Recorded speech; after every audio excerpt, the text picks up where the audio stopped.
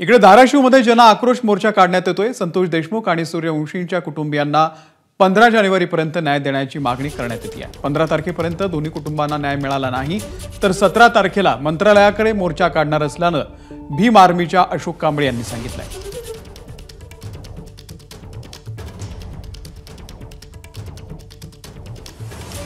Bhim army संघटनेचे राष्ट्रीय महासचिव अशोक कांबळे आपल्या सोबत आहेत। दादा, मोर्चामध्ये तुम्ही सहभागी झालेले आहेत आणि बातमी येते की 7ही आरोपींवरती मोक्का लागलेला आहे आणि वाल्मिक कराडवर मात्र अजूनही मोक्का लागलेला नाहीये। तुमची पहिली प्रतिक्रिया काय?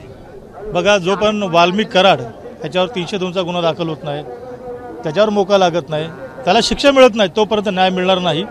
आणि धनंजय मुंडे याला जबाबदार आहेत आणि धनंजय मुंडेसाठी आता अजित पवार जबाबदार आहेत।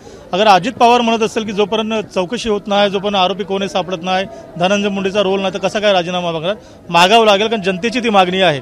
फक्त बीड किंवा परळी किंवा मसाजोगची नाही, पूर्ण महाराष्ट्राची मागणी आहे, पूर्ण बहुजन वर्गाची मागणी आहे की धनंजय मुंडेने राजीनामा दिलाच पाहिजे। त्याच्यामुळे आता धनंजय मुंडे नाही, अजितदादा पवारांचाच राजीनामा घ्यावा लागेल, कारण आता जबाबदार आम्ही त्यांना ठरवू। आणि तुमचा पक्ष आहे, तुम्ही त्याचे राष्ट्रीय अध्यक्ष आहेत, तुम्ही तुमच्या पक्षाचा आमदार आहे, तुम्ही त्यांना मंत्रिपद देता आणि तुम्ही त्यांचा राजीनामा वाचवण्यासाठी काम करता, म्हणजे वाल्मिक कराडलाच तुम्ही वाचवतायत। आणि मुळामध्ये वाल्मिक कराडचे सगळ्यांचेच लागेबंदे आहेत, सगळ्यांचेच कुंडली त्याला माहीत आहेत, सगळ्यांचे गुप्तचर जे म्हणतो धन दौलत सगळं त्यांना माहीत आहे। त्याच्यामुळे देवेंद्र फडणवीस पासून सगळी यंत्रणा वाल्मिक कराडला वाचवण्यासाठी काम करत आहे। ह्या देशमुख कुटुंबाला म्हणा किंवा सोमनाथ सूर्यवंशी कुटुंबाला म्हणा न्याय देण्याच्या भूमिकेत काम करत नाही।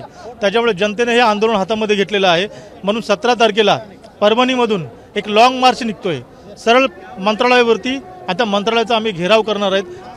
परभणीपासून आम्ही चालत निघणार आहोत आणि तिथे कायदा सुव्यवस्था बिघडला, जे काही होईल ती पूर्ण जबाबदारी इथल्या मुख्यमंत्र्याची आहे, इथल्या प्रशासनाची आणि कायद्याची आहे।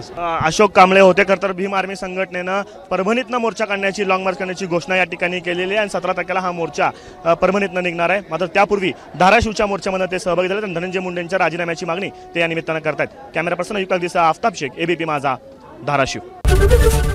एबीपी माझा, उघडा डोळे बघा नीट।